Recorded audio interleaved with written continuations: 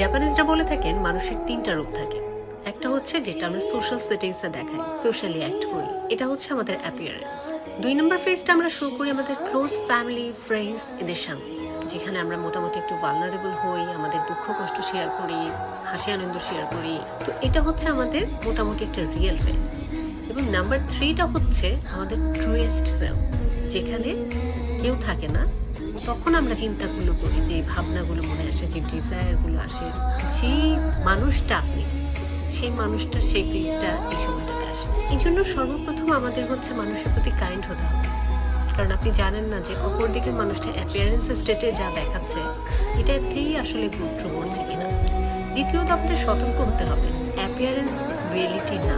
তৃতীয়ত হচ্ছে নিজেকে চেনার সব থেকে ভালো উপায় হচ্ছে নিজেকে সময় দেওয়া, কারণ নিজেকে জানা বা নিজেকে চেনাটাই হচ্ছে জগতের সব থেকে কঠিনতম জানার